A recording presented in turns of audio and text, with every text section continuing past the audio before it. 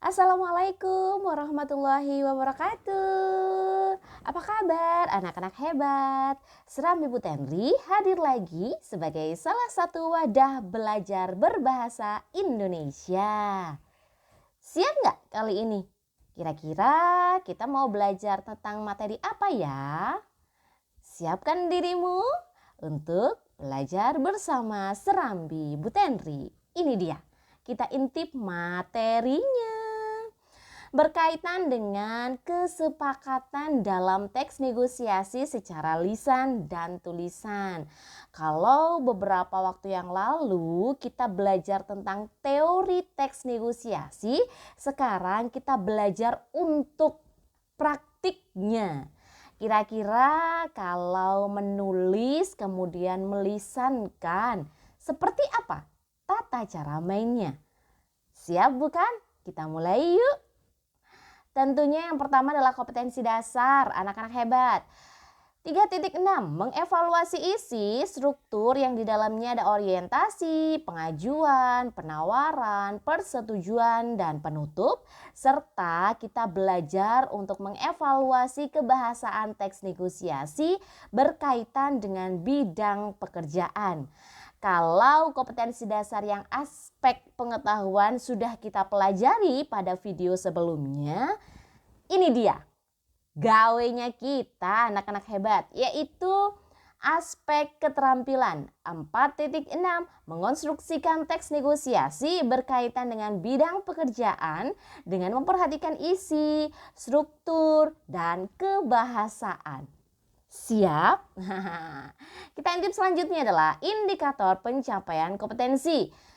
Ada menemukan struktur teks negosiasi, ada menyampaikan pengajuan atau penawaran serta syarat ketercapaian kesepakatan, menyusun kalimat-kalimat pengajuan, penawaran, persetujuan, dan penutup, serta yang terakhir menyusun teks negosiasi berdasarkan kerangka. Wah, sudah ada gambaran ya. Kita intip berikutnya. Mengingatkan lagi kepada anak-anak hebat adalah teks negosiasi. Itu materinya. Salah satu teks yang di dalamnya ada tawar-menawar, ya, ada proses diskusi. Awalnya dua pihak yang punya kepentingan sendiri-sendiri dinegosiasikan dan akhirnya mencapai kesepakatan dengan tidak ada yang rugi salah satu pihak. Untung deh semuanya, gitu ya. Strukturnya anak-anak hebat. Bu Tenri ingatkan kepada kalian, ada orientasi, kemudian ada pengajuan, penawaran, persetujuan, dan penutup. Nih, kalau kita berlatih untuk menulis teks negosiasi, Bu Tenri pinjam beberapa aturan mainnya ya. Yang pertama, tentukan temanya. Kedua, pihak-pihak yang terkait juga harus disiapkan. Selanjutnya adalah menentukan kalimat pengajuan, penawaran, persetujuan, dan penutup. Pengajuan nih, kira-kira kalian mau meminta apa? Selanjutnya kalimat penawaran adalah respon dari kalimat pengajuan tersebut. Nah, tuh setelah ada proses negosiasi, barulah ada kata persetujuan di situ, ya. Buatlah kalimat persetujuan, boleh nantinya goal atau tidak goal, tapi yang jelas sepakat, ya, setuju kedua belah pihak, ya, dan tidak ada yang dirugikan. Dan terakhir itu isinya adalah kalimat penutup. Biasanya nih ada bentuk kesimpulan, ya, atas proses yang sudah dilewati sebelumnya. Berikutnya ada merangkaikan kalimat-kalimat tersebut sesuai struktur teks negosiasi. Kalau sudah disiapkan kalimat-kalimatnya tadi, kita rangkai yuk. Tadi kan sudah Bu Tenri kasih bocoran struktur teks negosiasi seperti apa. Ada nih strukturnya, di dalamnya ada yang alot, ada yang justru malah sederhana. Nah, masalah yang penting di dalamnya ada proses negosiasinya. Kemudian setelah dirangkai kalimat-kalimat tersebut, kembangkan kerangkanya menjadi sebuah teks negosiasi, ya. Dan terakhir setelah dikembangkan, disusun yang rapi, ya. Karena kalau sudah disusun yang rapi, inilah teks negosiasi versi kamu. Yuk belajar menulis teks negosiasi berdasarkan strukturnya ya. Tuh. Bu Tani sudah bersemangat untuk belajar menulis teks negosiasi. Ini dia. Bu Tenri berikan beberapa contoh terkait dengan bagaimana sih Bu Tenri kalau misalnya Bu Tenri punya struktur teks negosiasi. Contohnya seperti apa? Ini Bu Tenri pinjam mulai dari struktur yang pertama ya. Ada orientasi. Bu Tenri sudah memberikan penggalannya. Bu Tenri berikan prolog. Nah, dikasih pembuka. Dikasih ya kira-kira keterangan waktunya, keterangan tempatnya, kemudian ada tokohnya ya, biar pembaca seakan-akan mengetahui kira-kira awalnya seperti apa. Jangan langsung main ke sebuah dialog aja. Bu Tenri sih menyarankan seperti itu, biar teks negosiasi kita sangat lengkap, mudah dipahami oleh pembaca. Sore ini Pak RT ingin membicarakan rencana pengadaan bank sampah di Kampung Sukajaya bersama warga. Bergegaslah Pak RT menuju balai warga di ujung jalan. Selamat sore Bapak Ibu. Selamat sore Pak RT. Kami sudah berkumpul Pak RT, siap berdiskusi perihal rencana pengadaan bank sampah. Tuh, kalau orientasi itu cukup itu aja. Belum masuk ke hal-hal yang agak penting.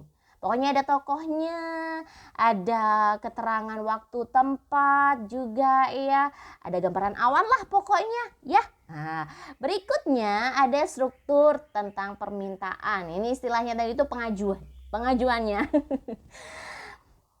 Pak RT ini bilang, baik bapak-bapak dan ibu-ibu yang ada di sini, semakin hari semakin banyak sampah rumah tangga yang dihasilkan warga di kampung ini.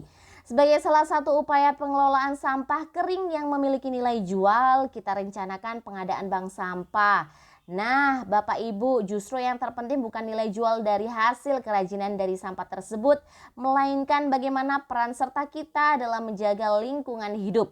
Kira-kira siapa yang setuju dengan rencana pengadaan bank sampah di kampung kita? Nah, jadi di sini ada bentuk pengajuannya, bentuk permintaannya.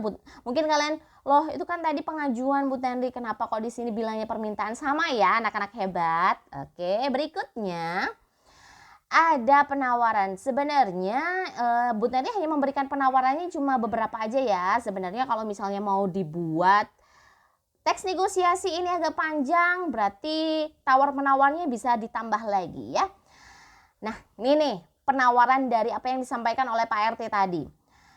Pak Isan nih ngomong nih, ada Pak Isan, ada Bu Mary, ada Pak Danang, ada Bu Sari ya. Sebenarnya ini ada, kalau misalnya mau diselipkan Pak RT-nya juga boleh. Cuman Bu Tenri hanya memberikan contoh secara garis besarnya aja kalau dikumpulkan proses penawaran itu seperti ini ya.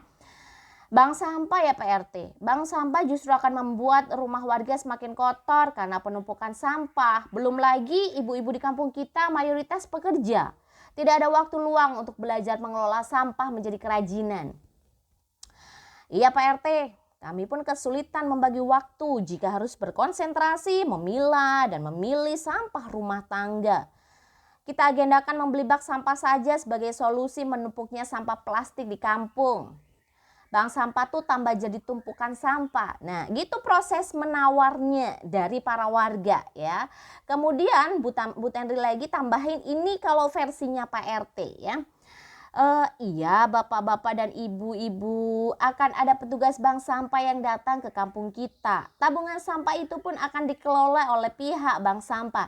Jadi Bapak Ibu tidak perlu repot-repot terjun dalam pengelolaan bank sampah. Bapak dan Ibu cukup menyimpan sampah kering rumah tangga yang terbuat dari plastik. Bu Eni ini sebagai salah satu warga. Oh, jadi bukan kita sendiri yang mengubah sampah menjadi barang-barang berdaya jual. Tuh. Kemudian setelah ada proses tawar-menawar gitu ya, di sini Bu Tenri langsung bilang ke persetujuannya, ada kesepakatannya.